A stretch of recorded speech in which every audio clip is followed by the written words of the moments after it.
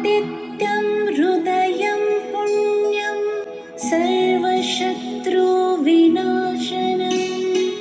जयावहं जपं नित्यम् अक्षयं परमं शिवम् ॐ मित्राय नमः।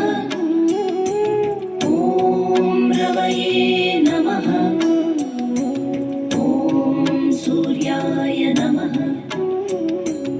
ॐ भानवे नमः। ॐ खगाय नमः। ॐ पूष्णे नमः। ॐ हिरण्यगर्भाय नमः।